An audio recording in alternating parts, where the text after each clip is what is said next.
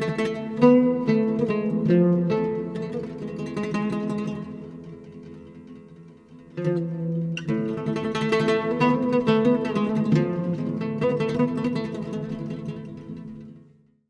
bienvenue à toutes, bienvenue à tous.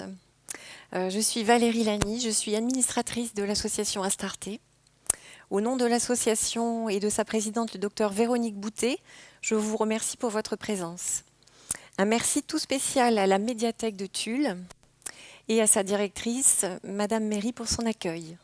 Voilà, donc comme vous l'avez évoqué, à la veille de la Journée internationale des droits de la femme, nous sommes réunis autour d'un sujet ô combien important dans la vie des femmes, le cancer du sein. Notre association Astarté a une vocation humaniste et médicale. Elle rassemble et soutient les femmes dans la lutte contre le cancer du sein. Nos valeurs sont la solidarité et l'entraide. Notre association se compose de plusieurs médecins spécialistes et des non-médecins, dont je fais partie. Elle favorise l'information sur le diagnostic précoce des maladies du sein, sur les traitements, sur le suivi psychologique et social et l'accompagnement pendant et après la maladie. Nous organisons des conférences comme aujourd'hui, en France et à l'étranger. En 2017, nous étions à Mahdia, en Tunisie. En 2018, nous étions à Beyrouth, au Liban. En 2019, à Athènes, en Grèce.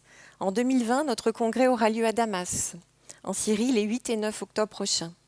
En 2021, il aura probablement lieu en France. Alors, nous avons à cœur, vraiment à cœur, de développer une collaboration transméditerranéenne plus large afin d'aider à réduire les inégalités. Inégalités face au cancer du sein. Voilà le thème de notre conférence d'aujourd'hui, en partenariat donc avec l'Université pour la Méditerranée et France Proche-Orient. J'ai l'honneur maintenant de vous présenter nos orateurs. Alors, nous avons le privilège d'avoir avec nous le docteur Séverine Alran, ici présente. Elle est coordinatrice du Centre du sein du groupe hospitalier Paris-Saint-Joseph. Alors, on me dit dans l'oreillette qu'on a une information confidentielle, chef de service à partir du mois de mai. Félicitations. Félicitations, Séverine. Bravo. Bravo, bravo. Gynécologue de formation, ancien médecin de l'Institut Curie. Elle est un des piliers de notre association. Merci Séverine d'être là. Nous avons également Madame Laure Guéroux-Acolas, qui est la fondatrice de l'association Patients en réseau. Merci Madame Acolas d'être parmi nous. Ensuite, nous avons le docteur Chebib, qui est radiologue, scénologue au centre hospitalier Cœur de Corrèze de Tulle. Docteur Chebib, si je peux me permettre, qu'on dit est le plus syrien des Corréziens. C'est bien ça, docteur Chebib? Il est coordinateur de l'association Astarté. Alors, mesdames, messieurs, vous aurez la parole pour environ 15 à 20 minutes. Après cette intervention, oui, chacun de vous, docteur Chebib est bavard, il s'inquiète sur le timing. Oui, chacun de vous prendrez la parole pour environ 15 à 20 minutes. Après cette intervention, mesdames, si vous le souhaitez, nous aurons un débat. Vous pourrez poser des questions ou vous pourrez également témoigner, vous, mesdames, si vous le souhaitez. Si vous avez envie de livrer votre témoignage, ce sera avec plaisir que nous le recueillerons. Donc ensuite, voilà, il y aura à la fin du débat, il y aura une petite synthèse d'1 minute par intervenant et je conclurai la conférence. Voilà, chère Séverine, je vous passe la parole. Et je commencerai tout d'abord par vous remercier d'être présent. Alors, je ne sais pas de quels horizons vous êtes.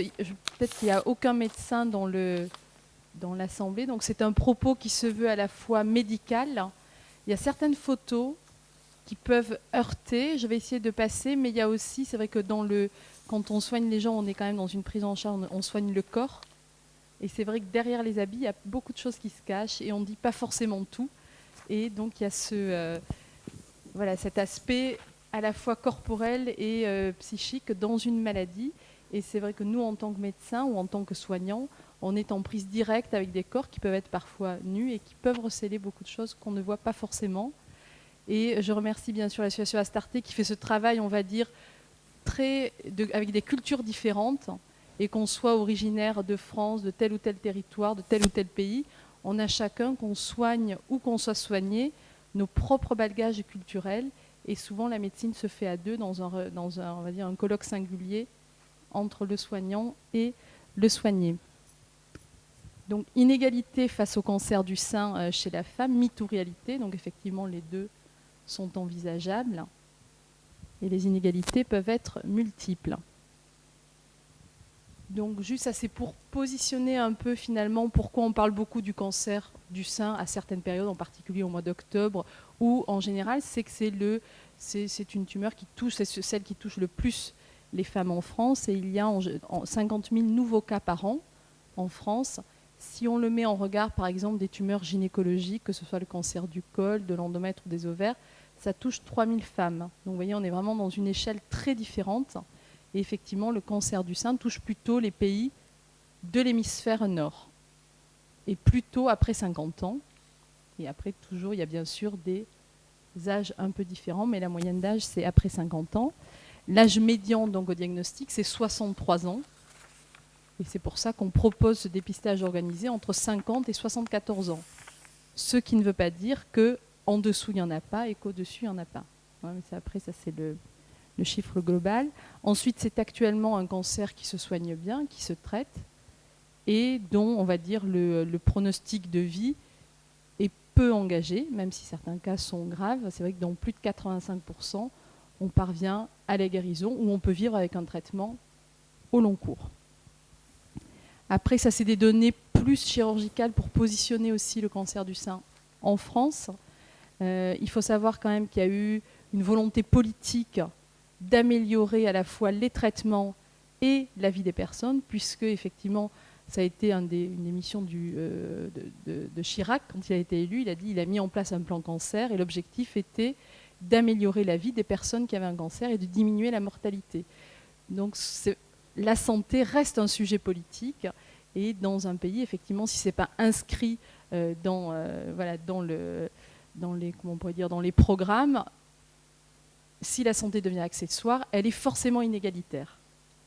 Et donc le plan cancer, il y a eu à agir à la fois sur le dépistage, sur les prises en charge thérapeutiques et aussi sur la vie après.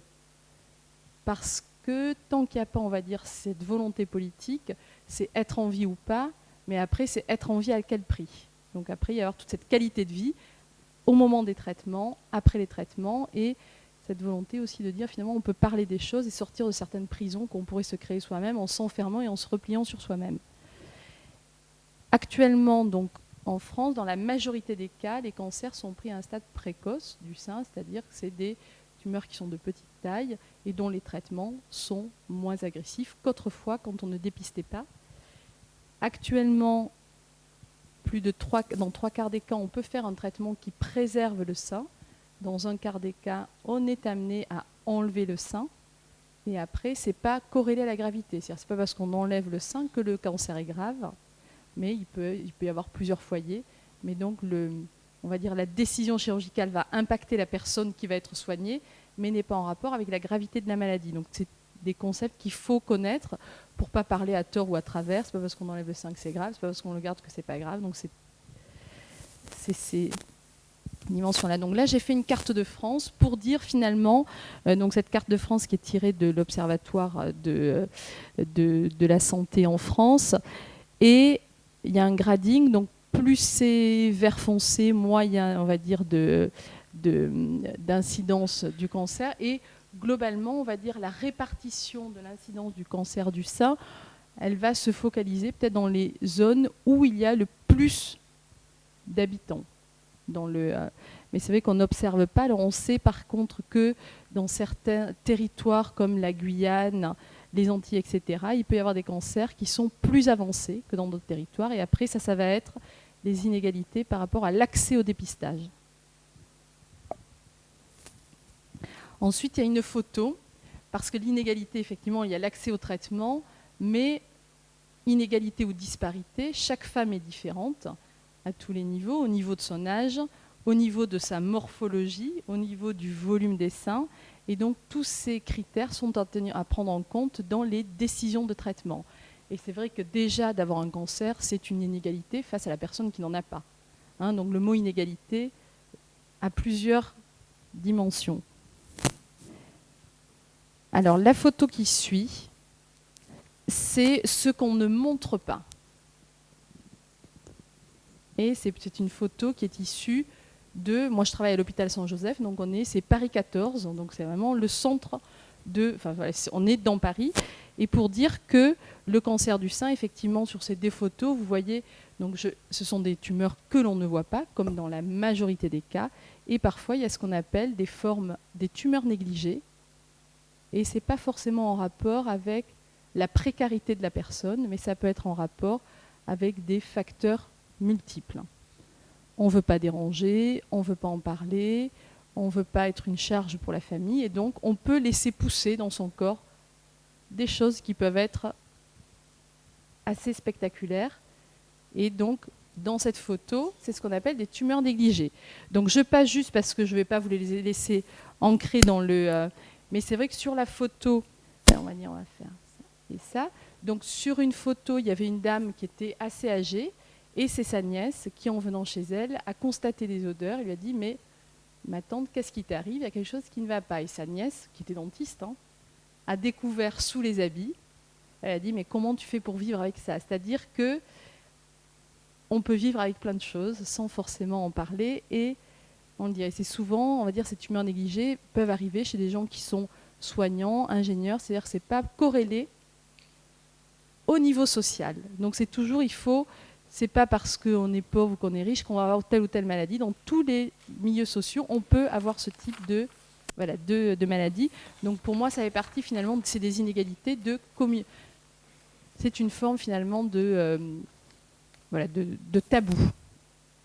Alors là, c'est une étude, on va dire, plus basée sur des chiffres, et pour dire qu'il y a bien évidemment des disparités territoriales dans les présentations du cancer.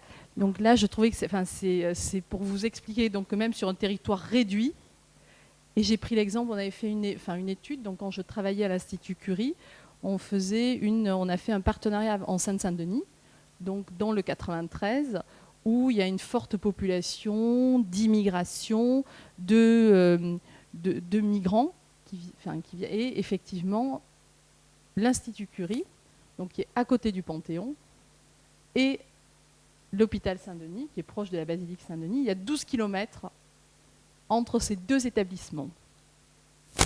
Et on est dans des présentations de maladies qui n'ont rien à voir, et c'est 12 km de distance.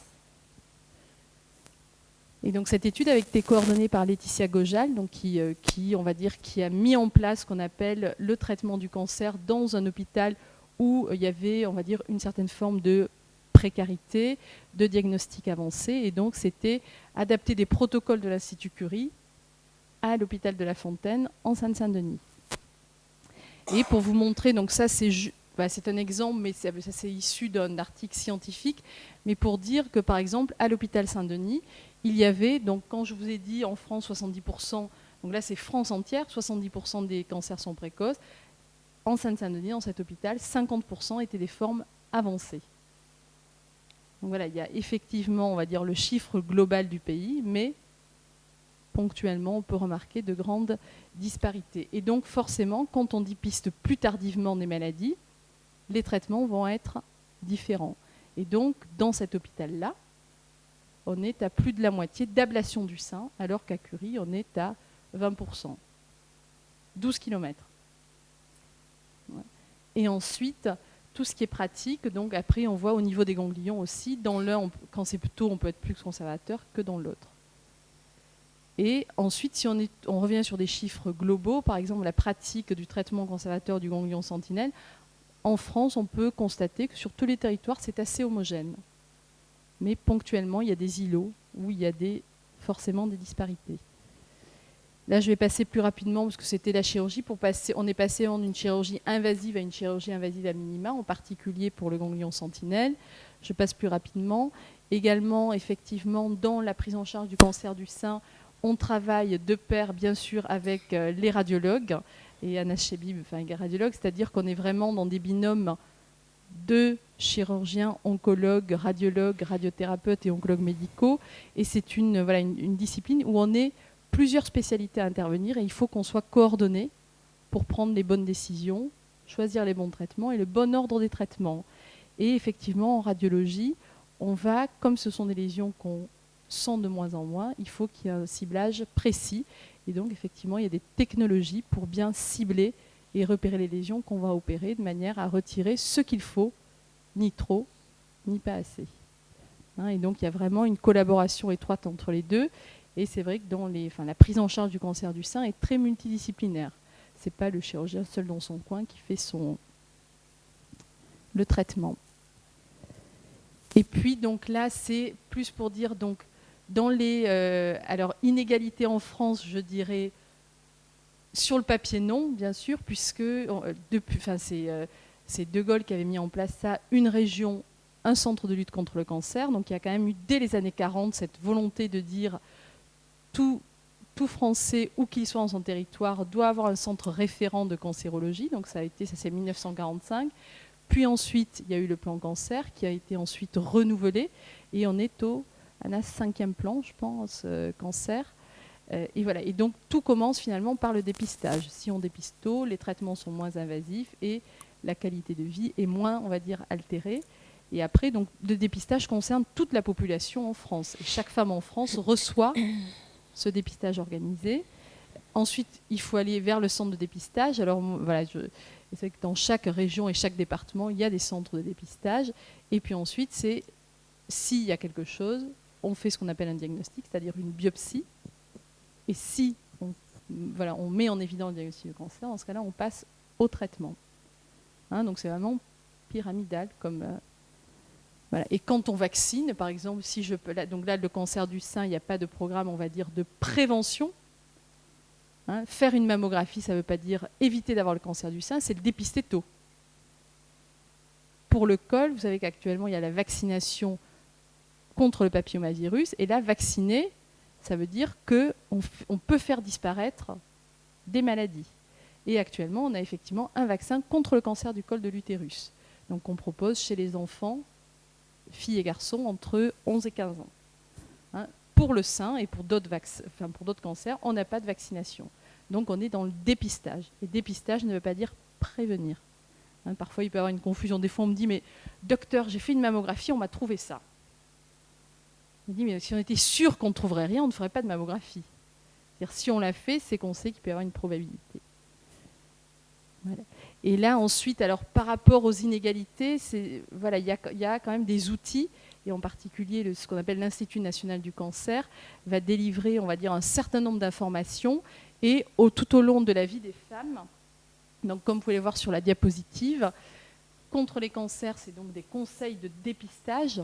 Donc effectivement, pour le col, on a ce qu'on appelle le frottis. Et puis maintenant, donc ça va être actualisé, mais il y a la vaccination. Donc le vaccin du col peut être éradiqué actuellement. Certains pays qui proposent à toutes les patientes une vaccination. En Australie, il n'y a quasiment plus de cancer du col. Dans le sein, c'est pas ça, c'est dépister tôt pour éviter d'avoir des traitements trop agressifs. Pour le cancer du sein, donc vous voyez, c'est la mammographie tous les 2 ans de 50 à 74 ans. Pour le cancer colorectal, donc c'est l'hémo-Q, effectivement, c'est tous les 2 ans de 50 à 74 ans. Et donc là, chaque personne en France reçoit ces examens. Après, ce n'est pas obligatoire, mais toute la population a accès et peut se faire dépister. Et ensuite, le dernier, j'arrive pas à le dire.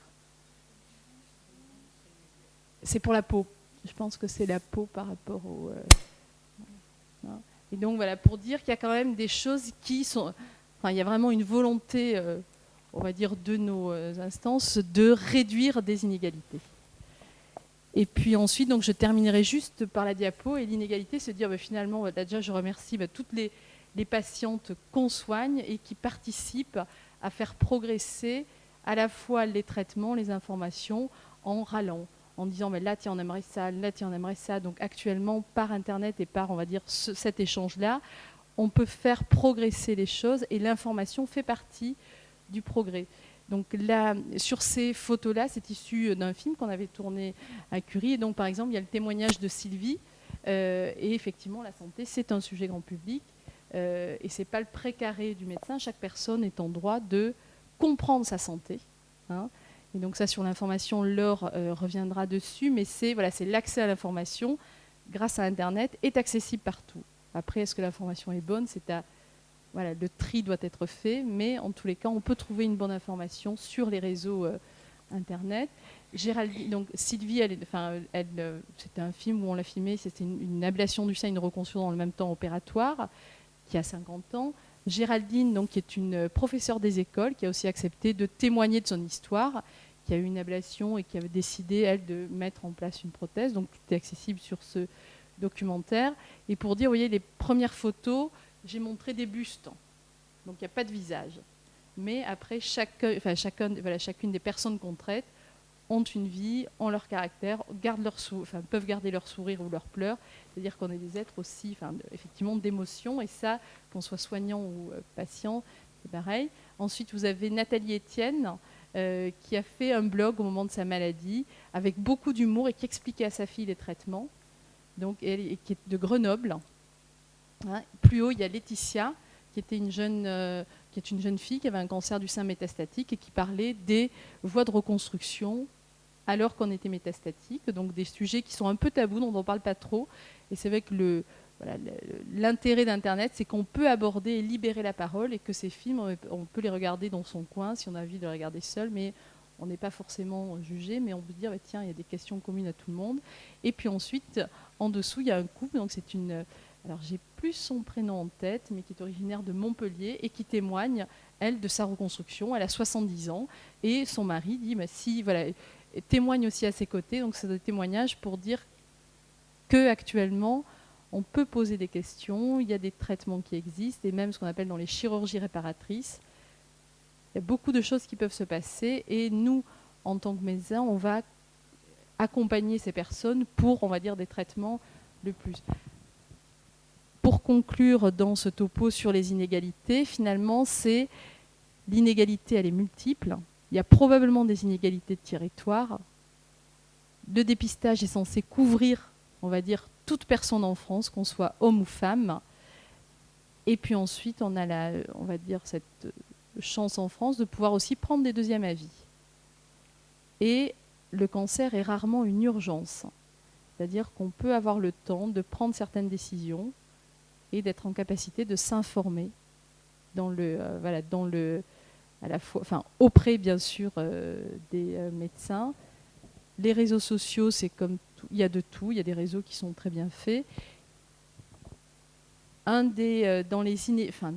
on revient sur le spectre des inégalités, on peut aussi se dire, beaucoup de personnes me disent, mais je suis allée sur Internet et il y a des témoignages terrifiants.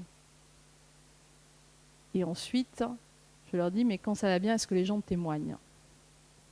C'est-à-dire qu'Internet, il y a aussi cette inégalité. On va souvent mettre, soit quand on est énervé, soit quand il y a du choc, soit quand il y a des mauvaises nouvelles. Donc ça, c'est le principe ensuite du média et de l'information.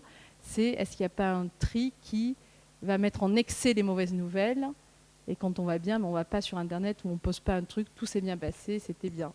Donc il y a aussi ces inégalités dans les dépôts d'informations, dans les échanges d'informations.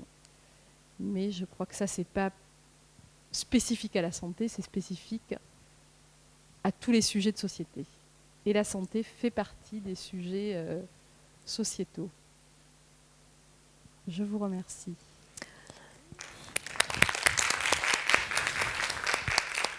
Merci beaucoup, Séverine. Nous allons passer la parole. Merci beaucoup, Séverine. C'était très clair.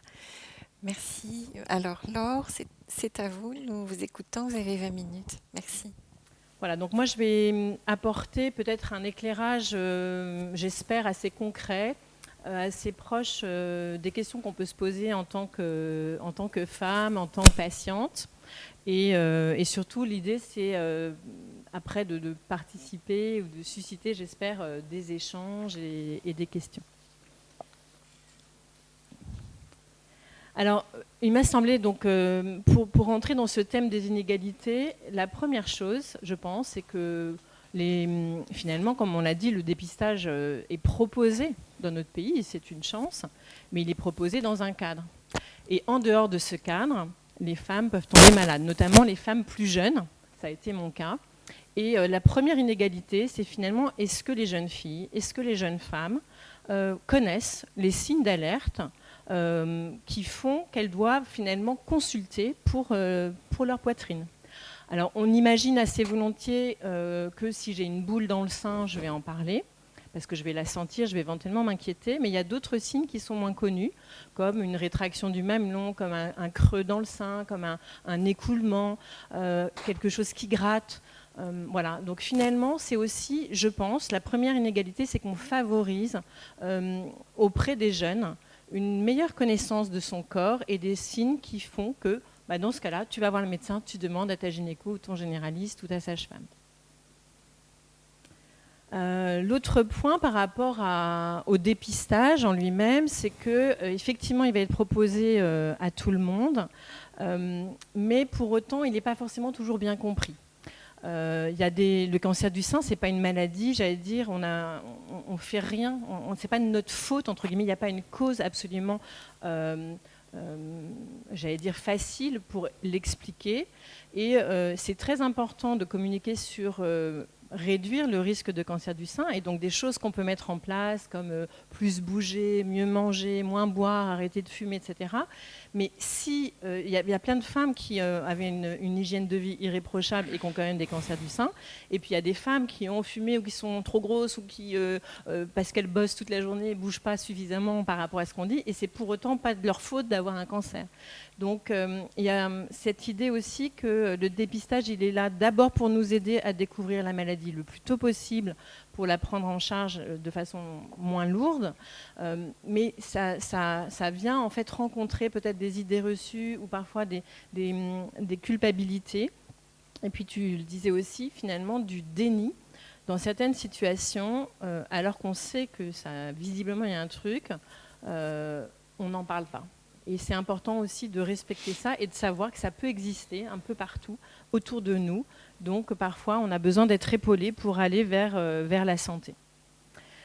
L'autre chose qu'on a, pour toutes les personnes qui sont passées par la case malade, le diagnostic est un choc monumental, évidemment. On n'a jamais prévu de tomber malade. C'est une évidence, mais c'est vraiment vrai.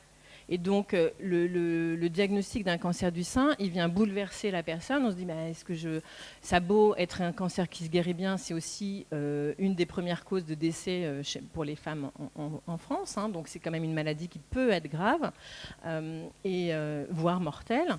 Et donc, forcément, il y a une angoisse importante au moment du diagnostic. Et puis, finalement, comment ça va se passer pour moi? Et au-delà des traitements auxquels je vais accéder, c'est le chamboulement que ça représente dans ma vie et pour mes proches. Donc c'est un choc très important et on n'est probablement pas toutes armées de la même façon, pas toutes épaulées de la même façon pour résister aussi à ce choc. Et d'où l'importance d'accompagnements globaux. Dans cette slide, en fait, ce que je voulais montrer, c'est que c'est aussi très compliqué d'être le patient. Parce qu'on voit bien, là, dans le rose foncé, c'est tous les soignants des étapes diagnostiques, les soignants de ville, les soignants spécialistes. Avec un peu de chance, si on me propose des soins de support, de la kiné, du soutien psychologique, etc., ça me fait encore des gens à voir. Et puis, il y a le boulot, la famille, les courses, le mari, enfin bref, il y a tout ça à gérer aussi. Donc, on voit bien que c'est énormément de travail que de se repérer là-dedans à un moment où c'est quand même très compliqué à vivre. Et là aussi, je pense qu'il y a des inégalités. Il y a des personnes qui font face, qui vont se structurer, s'organiser, prioriser. Et pour d'autres, elles peuvent être complètement noyées. Et donc, on peut très bien imaginer que ces personnes-là, il faille qu'on les aide les uns et les autres. L'autre chose qui bouscule positivement, je dirais, nos prises en charge, mais qui sont quand même aussi compliquées à vivre, c'est le développement de ce qu'on appelle l'ambulatoire. C'est-à-dire qu'on va m'enlever un bout de sein ou le sein sur la journée ou en 48 heures. Mes chimios, je vais les faire sur quelques heures. Les rayons, j'y vais tous les jours, ça dure quelques secondes. Mais les temps d'échange avec les soignants, en fonction des parcours, des centres, etc., ils sont quand même pas toujours si longs que ça. Et on sent bien qu'on va être autour déjà de multiples acteurs, de beaucoup d'informations, mais cette espèce de fil conducteur d'accompagnement de la personne, il n'est pas si évident et il n'est pas toujours si présent. Et du coup, ça peut être compliqué à vivre. Et on peut avoir ce sentiment-là. C'est juste panique à bord, comment je fais pour me repérer dans tout ça. Et évidemment, on n'est pas spécialiste du cancer du sein quand on est diagnostiqué. Donc, il y en a beaucoup de choses à apprendre à un moment qui est compliqué. Voilà. Et cette photo que je trouve très belle, elle est aussi de dire, pour beaucoup de Français, en fait, ça avait été un baromètre de Curie via Voice, il y a 89% des Français qui disaient si je tombe malade d'une maladie, j'aurais besoin d'échanger avec des gens qui ont vécu cette maladie. Dans le cancer du sein, on le retrouve à travers beaucoup d'associations, de blogs, de sites, etc. Cette idée de pouvoir échanger avec des personnes qui sont passées par là, ça peut nous aider. Parce qu'en fait, on se comprend dans certaines facettes des émotions qu'on peut vivre, des difficultés, où ça peut nous interpeller, où ça peut nous aider à dire toi, pour toi, ça comment ça s'est passé. Et donc, en fait, c'est, j'allais dire, à la fois de par ma propre expérience et l'échange avec d'autres personnes donc, qui ont été malades. Parce que moi, j'étais malade quand j'habitais à l'étranger, donc j'étais soignée entre la France et la Turquie. Mais après, c'est en échangeant avec d'autres patientes françaises que je me suis dit, c'est bien sûr, finalement, quand on est en banlieue, quand on est dans un petit village, dans une petite ville, on peut se sentir largement aussi isolé que ce que j'avais pu ressentir, moi, à l'étranger. Et donc, c'est comme ça qu'on a eu l'idée de créer ce réseau social qui est fermé. C'est une bulle fermée. On est entre nous, entre patients ou entre proches, avec la première idée qui était de rompre l'isolement, de pouvoir, quel que soit le lieu de vie, de pouvoir échanger. Et au-delà de l'échange, et c'est là où je pense qu'on va beaucoup plus loin que Facebook, c'est aussi de faire circuler une information fiable sur la maladie, les traitements, mais aussi comment vivre avec, pour s'y retrouver. Parce qu'on a bien vu, il y a plein d'informations accessibles, mais c'est aussi un savoir-faire finalement que d'aller sur tous ces sites et d'aller suivre ce qui se passe d'intéressant. Donc notre idée, ça a été un peu de dire, on repère et on centralise à un endroit ces informations, et puis il y a aussi donc, des adresses et des événements comme celui d'aujourd'hui. Voilà, donc en gros, pour vous dire que ça a été créé il y a 4 ans, qu'on est un peu plus de 7500 personnes qui ont utilisé ce réseau ou qui l'utilisent encore. Et donc là, c'est de la magie. Le côté très démocratique, pour le coup, d'Internet, c'est que tout ça est accessible de partout. Voilà, donc c'est en appli aussi. Et juste un petit focus par rapport aux inégalités. Là, il y a eu un observatoire de la Ligue contre le cancer, un observatoire sociétal qui met le doigt sur la difficulté de la notion de parcours et de l'expérience de parcours de certains patients. Donc ça se passe très bien pour beaucoup de gens, mais il y a quand même 30% des gens qui disent qu'ils ont eu vraiment des difficultés dans leur parcours de soins. Donc c'est intéressant d'aller creuser pourquoi. Et nous, dans notre association avec d'autres, on a travaillé, je vais mettre un focus sur 2 situations. La maladie cancer du sein métastatique, donc soit je récidive quelques temps après mon premier cancer, donc vite ou très longtemps après, ou je suis diagnostiquée d'emblée métastatique, c'est-à-dire que ma maladie, elle est déjà dans d'autres organes, souvent dans les os par exemple. En fait, là, il y a un vrai sujet d'accompagnement et il y a beaucoup plus de solitude et beaucoup moins d'accès aux soins de support pour ces patients. Donc on s'est mis à plusieurs associations pour travailler sur ce sujet et essayer de porter ce sujet particulier. Et on y répond aussi sur des parcours d'accompagnement avec les soignants pour on va dire la coordination des traitements et la mise en place des thérapies orales, par exemple.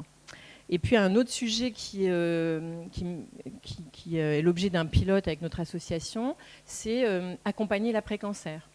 Il ne suffit pas d'être, je dirais, guéri de sa maladie pour être rétabli. C'est ça l'idée du concept. Et certaines personnes peuvent, après les traitements, être complètement, j'allais dire, dévastées. Il y a un effet boomerang majeur au niveau... il y a souvent une dépression, plus du tout savoir où on en est, plus avoir d'énergie, se sentir en décalage par rapport à ses proches, par rapport à ses activités sociales ou professionnelles. Et donc, l'idée, c'est de repérer, on va dire, ces fragilités et de proposer des accompagnements pour aider les personnes à repartir et qu'elles soient soutenues sur différents champs. Et ça c'est un projet qui s'appelle les Cafés du rétablissement avec l'Université des patients et l'hôpital de la Pitié-Salpêtrière. Voilà, donc nous, notre projet, c'est un réseau social, mais qui est effectivement digital. Mais l'idée, c'est de s'ancrer sur la proximité et d'aider les personnes à trouver près de chez elles ce qui peut les aider. Et s'il n'y a pas près de chez elles, de pouvoir continuer à échanger. Voilà, je vous remercie. Merci beaucoup. Laure, nous allons maintenant écouter le docteur Chebib. Vous avez 20 minutes, docteur Chebib. Merci. En fait, c'est difficile et facile à la fois de prendre la parole après tout ce qui a été dit. C'est difficile parce que le niveau, à mon sens, ça vole haut. Et puis, c'est facile parce que le principal est dit. Donc, moi, je vais vous parler du cancer du sein, mais du point de vue différent, je vais vous faire voyager un petit peu. Mon propos, c'est l'inégalité d'accès aux soins dans le Sud. Et je donnerai comme exemple le cancer du sein, parce que c'est quelque chose que nous avons vécu. On travaille dedans, vraiment, c'est pas quelque chose que j'ai trouvé dans le livre. Hein. C'est une expérience personnelle de groupe, hein, depuis 1997 à peu près. On va voir un petit peu. On a voyagé partout, au Liban, en Syrie, en Égypte, en Tunisie, en Algérie, etc. On était en Grèce, on est en France. N'oubliez pas que la France est méditerranéenne aussi. Ça nous échappe de temps en temps. Alors, juste pour commencer, je vais vous dire que en 1916, nous avons fait notre congrès annuel d'Astarté à Paris. Et le titre générique, 2016. Et le titre générique était Scénologie entre deux rives. Et la question se posait, c'était les avancées techniques sont-elles synonymes de progrès? Et la réponse, il y avait une journée d'éthique, on a fait à Saint-Louis, et une journée médicale, on a fait à l'Espace Saint-Martin. Et la réponse, non. Pourquoi les avancées techniques ne sont pas synonymes de progrès? Parce que, pour que ce soit synonyme de progrès, on va voir, on va déflorer les sujets après, il faut qu'il soit partagé, soit équitable. Et quand l'accès au progrès, aux avancées technologiques ne sont pas équitables, ne sont pas synonymes de progrès. Quand il n'y a pas d'éthique dedans, ils ne sont pas synonymes de progrès. Voilà. Alors, donc, je vais aller vite. Généralité, ça a été dit, et puis je vais naviguer entre contraintes, phobies et préjugés dans le Sud. Et pour vous dire que quand je suis arrivé en Corrèze il y a une trentaine d'années, ce qu'on voit dans le Sud maintenant, je l'ai vu un petit peu ici. Même les dames venaient nous voir avec un cancer développé, ce que Séverine a montré, merci, et il appelait l'autre maladie. Il n'osait pas dire cancer du sein, l'autre maladie. C'est ce qu'on voit actuellement dans le pays du Sud. Et après, je vais un petit peu aborder un sujet difficile, religion et cancer. Et on essaie de conclure, c'est difficile. Hein. Alors, Astarté par-ci, Astarté par-là, tout le monde demande d'où vient Astarté. Nous sommes association transméditerranéenne femmes et cancer du sein. Astarté, c'est notre titre distinctif. Astarté, en fait, c'est une femme, une divinité dans la mythologie Mésopotamie qui représente vraiment la femme. Parce qu'elle était synonyme d'amour, synonyme de guerre, de pouvoir, d'intelligence. Il était partout dans le bassin méditerranéen. Partout où vous allez voir Astarté qui prend des noms différents. Vous allez à Palmyre, en Syrie, vous allez à Baalbek au Liban, vous allez en Grèce, vous allez en Égypte, vous allez à Carthage en Tunisie, vous allez à Skhirat au Maroc. Partout où vous allez trouver Astarté qui prend des noms différents. Ashtarout. Vous allez au Garit, dans le royaume de Garit, à côté de l'Attaqué en Syrie, vous allez la trouver aussi. Mais c'est un élément déterminant. Donc, je rends hommage à Astarté dans sa journée le 8 mars. Alors, c'est une voix qui vient du passé, qui est envers l'avenir. Et même si vous ne savez pas, Voltaire en a parlé. Voltaire, dans Le Monde comme il va, il a dit, si quelqu'un l'a lu, ou vérifiez à partir de ce soir, lisez ce livre-là, c'est très intéressant. Voltaire a parlé d'Astarté et sur la relation avec la paix, avec la guerre, avec l'amour. Alors, très vite après, on va passer, je ne veux pas m'étaler, il n'est pas insensé de dire que la Méditerranée a donné le bagage qui a constitué la civilisation occidentale, civilisation mondiale même. la Méditerranée, on peut l'imaginer comme une mer, comme on peut l'imaginer comme une passerelle où passent des choses, se passent des choses, on s'embrasse. Je ne veux pas m'étaler, parce que des exemples byzantins, les byzantins, égyptiens, romains, les Arabes, etc., le donner traduit en Europe, tout ça, c'est un continuum. La civilisation humaine, c'est un continuum. Avant bon, on est au fond du sujet maintenant. Je vous conseille cet bon article pour mon ami Dominique Gros, qui s'appelle Julia Domna, grandeur et misère d'une princesse syrienne. Julia Domna, ça c'est à l'époque, 2 siècles après Jésus, Christ, et Jésus Domna, c'est une princesse syrienne qui a gouverné l'empire de Palmyre, de Homs. Il est arrivé jusqu'à Rome. Hein. Elle était puissante. Et son mari, c'est connu, c'est Septime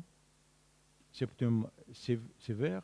Et son fils Caracalla, connu aussi.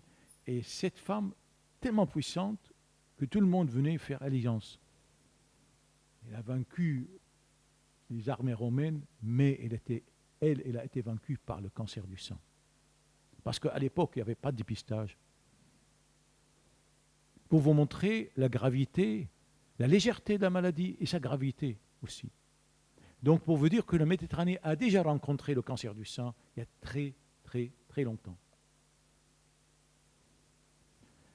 On ne va pas dire tous les savants, on va juste je vais vous parler d'Avicenne, Ibn Sina, en arabe, qui a dit, imaginez, qui a dit autour de l'année 1000, il a observé que le cancer du sein évolue localement et lentement dans un premier temps pour ensuite envahir et détruire les tissus environnants. Ça peut nous paraître banal aujourd'hui, mais imaginez, ça a été il y a 15 siècles, cette parole, ou 10 siècles, pour vous dire à quel degré on doit à la Méditerranée, l'humanité.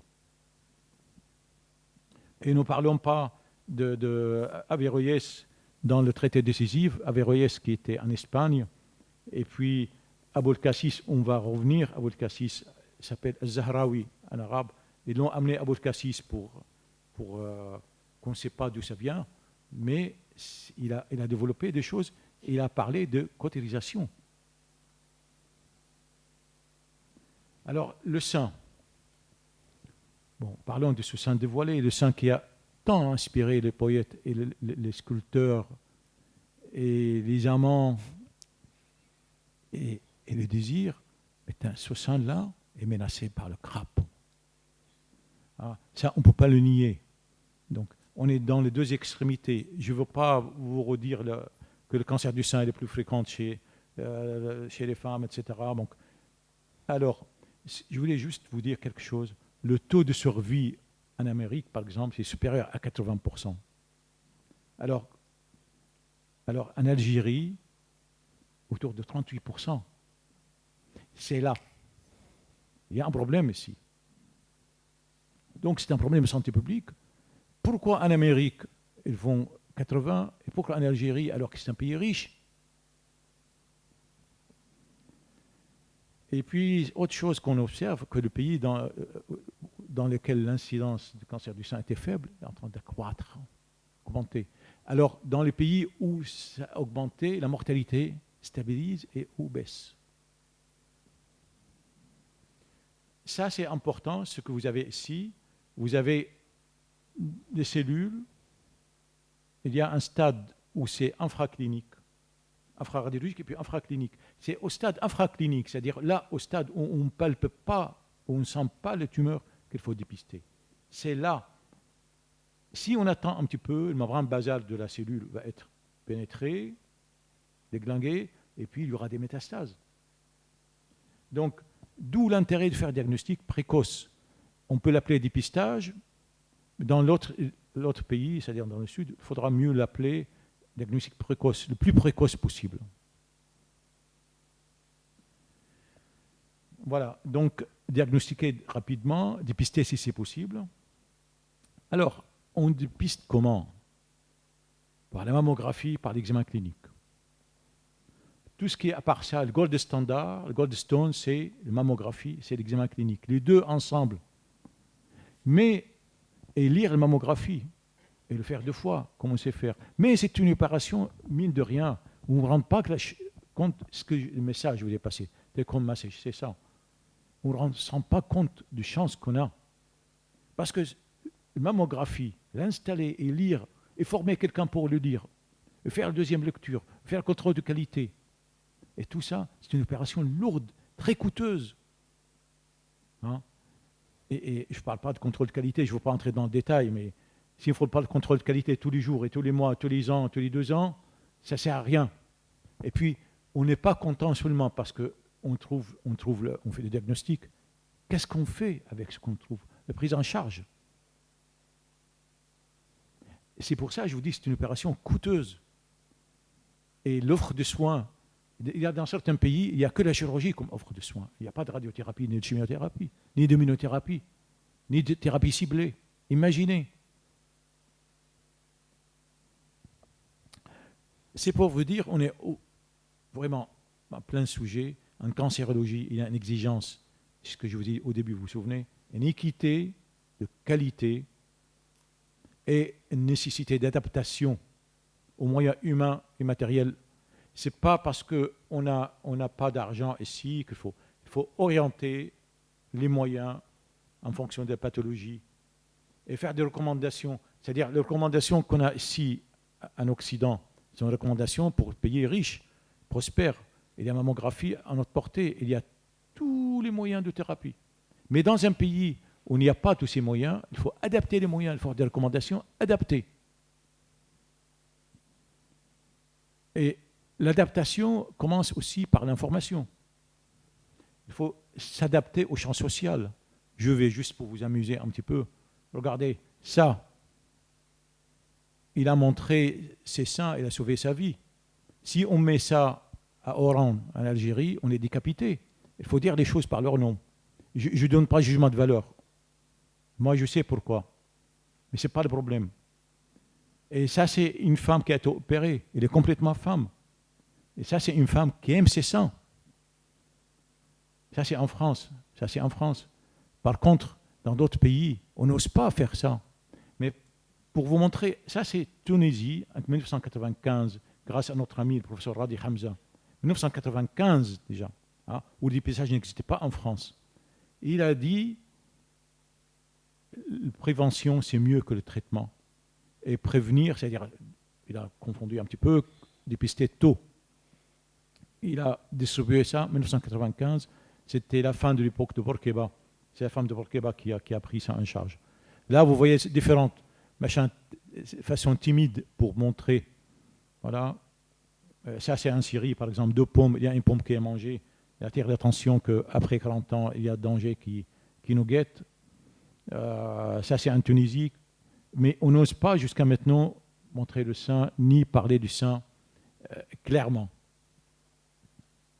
Alors, je reviens juste un petit mot pour la Méditerranée. Paul Valéry, il a écrit en 1951, il a écrit Regard sur le monde. Il a un article très célèbre, Regard sur le monde, où il a dit, il termine par ainsi, nous voyons que la Méditerranée est une fabrique, usine de civilisation. Alors, inégalité, on voit que le nord de la Méditerranée peut être un passerelle, comme on a dit, mais on voit que le nord de la Méditerranée, comme la Grèce, l'Espagne, etc., sont des pays qui commencent à avoir le même niveau que les autres pays européens. Alors le sud et l'est de la Méditerranée présente un taux de survie vraiment médiocre. Alors, qu'est-ce qui se passe? Ça, c'est important. Ça, c'est la deuxième chose très importante. Ça a été dit, je le redis de façon plus structurée, la prise en charge du cancer du sein est multidisciplinaire et elle commence par la prévention. Prévention primaire, ça ne marche pas très bien, le cancer du sein. Détection précoce au dépistage. Diagnostic et traitement, comme ça a été dit. Et puis, si le traitement ne marche pas, il faut toujours rester avec la patiente. C'est les soins palliatifs. Il ne faut jamais lâcher les patientes. Et se griffe après les formations, le soutien social, la communication, très important en situation, la communication. Toutes les régions situées au sud de la Méditerranée et à l'est, ils ont cette roue, ces roues de prise en charge cancer du sein, déglinguées. Ne marchent pas. Ne marchent pas. Alors, nous allons explorer très rapidement pourquoi ça ne marche pas. Pour vous montrer vraiment que le Méditerranée, c'est un monde d'inégalité. D'abord,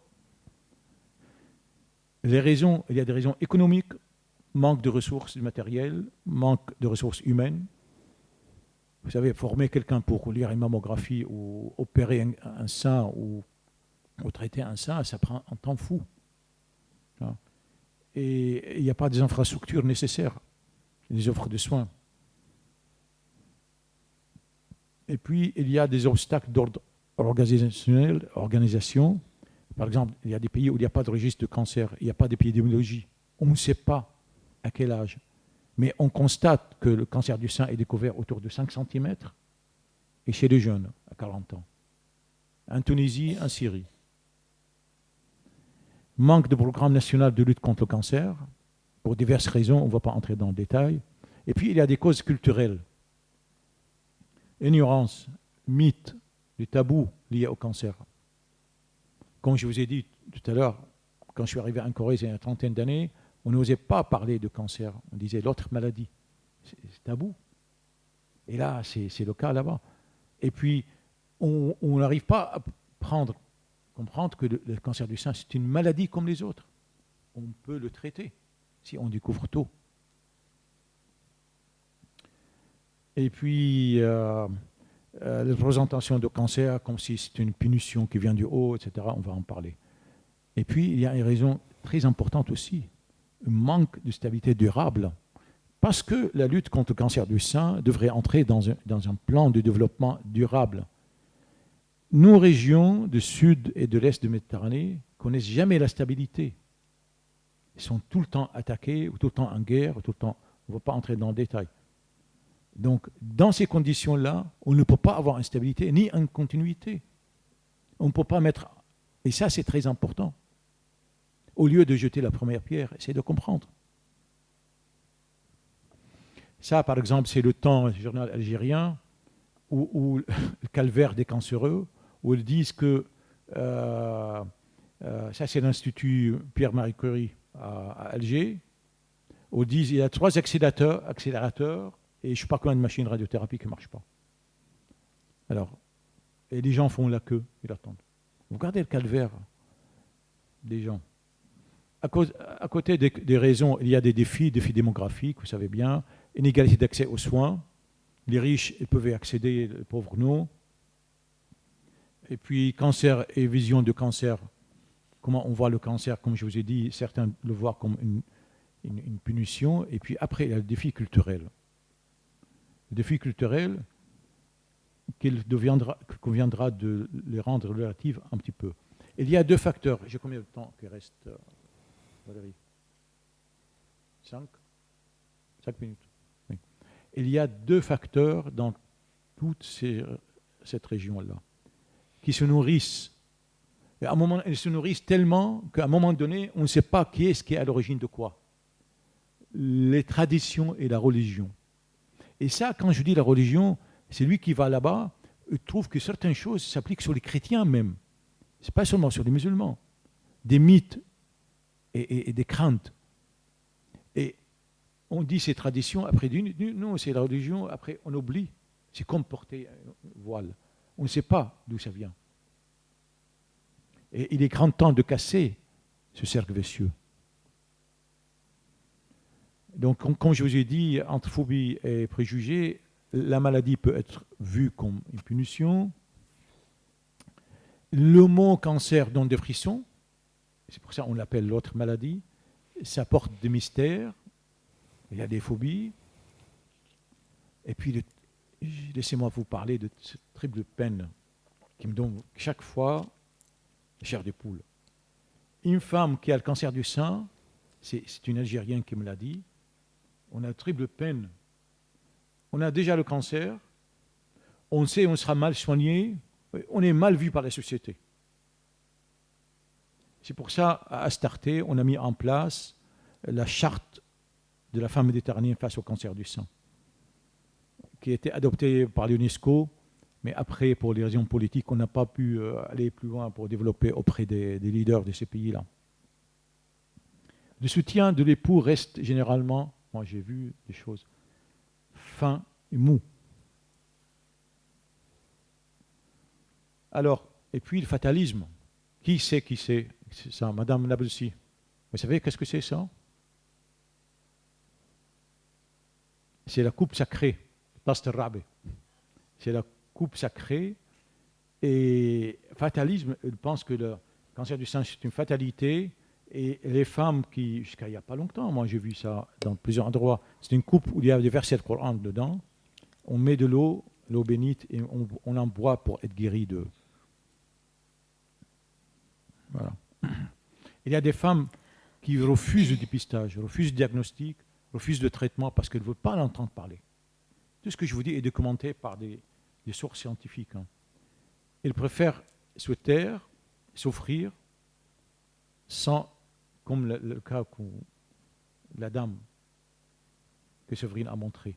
Et puis, ça, c'est témoignage. Hein. C'est une Tunisienne qui m'a dit le dépistage, c'est tripotage. Elle m'a dit mes seins sont déviés à mon amoureux. Je ne donnerai pas aux mains froides de quelqu'un qui me touche comme ça. C'est vrai. Il y a ça aussi. Et puis, je suis en train de terminer. Je voudrais quand même qu'on batte en brèche les idées préconçues. La religion n'est pas un facteur de stress, au contraire, ça entraîne, ça baisse l'anxiété, ça évite la dépression, parce que le croyant sait que c'est une preuve qu'il passe.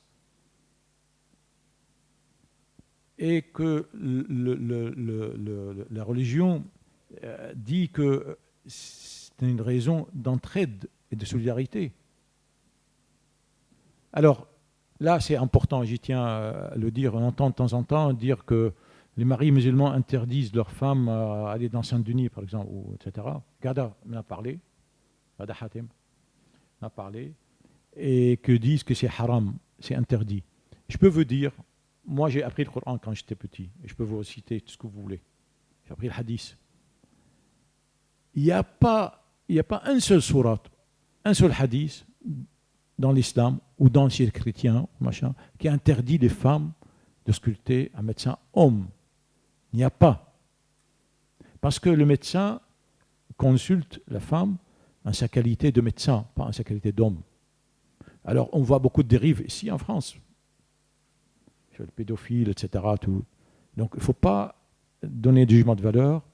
Je vais vous donner un exemple. Voilà, ça c'est important. Dans un 1013, mort Aboul Kassis. Aboul Kassis s'appelait Aboul Qasim al-Zahraoui, qui a développé plein d'outils, alors et occulté actuellement, pour ne pas dire que là, machin, il a développé beaucoup d'outils qui sont là, qui sont devant vous, dans l'accouchement. Alors la question qui se pose, il a développé tout ça, il a développé chez qui? Chez les lapins ou chez les femmes? Chez les femmes, bien entendu. Mais pourquoi c'était faisable dans le XIe siècle? C'est plus faisable maintenant.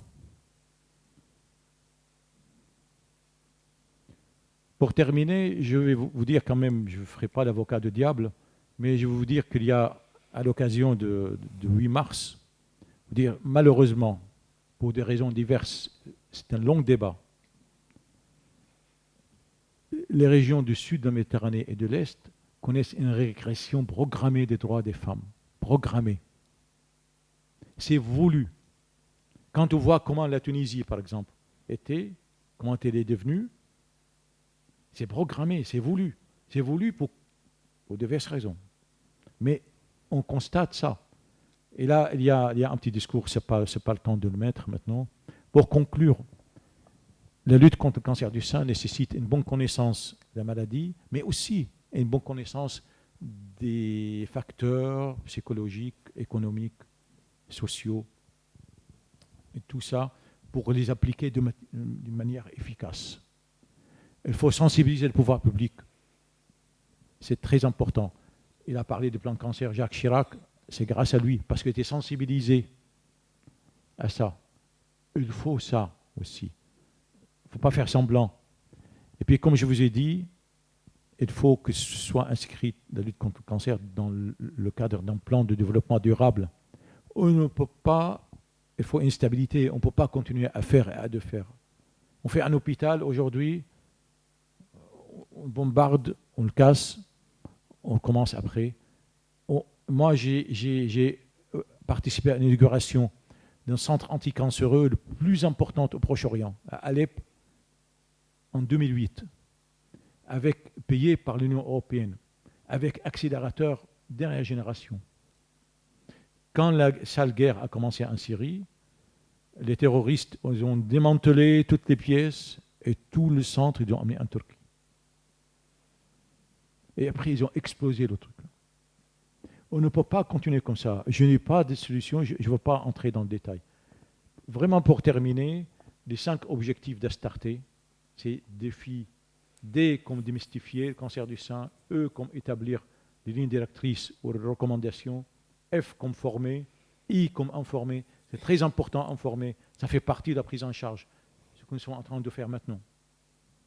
Et sensibiliser les décideurs. La toute dernière, vraiment, le cancer du sein est là pour rester. Combattre les mythes, les stigmates et les tabous jouera un rôle important dans les changements positifs de la trajectoire du cancer. L'appeler cette maladie qu'il ne faut pas nommer ne le fera pas disparaître. Il faut l'appeler par son nom et lui faire face. Voilà, pour terminer, ce que nous avons fait depuis des années à Astarté. On était au Sénat, on était à Deauville, on a fait des journées pour 8 mars en 2016. Oui, en 2016, on a fait à Deauville une grande journée. Puis, je voudrais rendre hommage à Mohamed Harkoun. Mohamed Harkoun, c'est un Algérien, il est décédé. C'est un docteur en islamologie, avocat, et il est décédé, le pauvre. Il est venu à Tulle. On a eu la chance d'avoir ici. C'est un grand ami, je le regrette beaucoup. Ce monsieur, sa spécificité n'est pas médecin, mais en 1955, dans son village en Kabylie, en Algérie, il réunissait les femmes pour parler du cancer du sein, l'intérêt du dépistage, l'intérêt de l'autopalpation. Et il a écrit, avant de mourir, le mur le plus difficile à abattre sont ceux de l'esprit. Nous avons une chance inouïe, nous, d'avoir le dépistage ici. Mesdames, messieurs, profitez-en, incitez vos femmes d'aller se faire dépister. Ne jetez pas la feuille, la convocation que vous avez. Circulez ces informations. Merci à vous.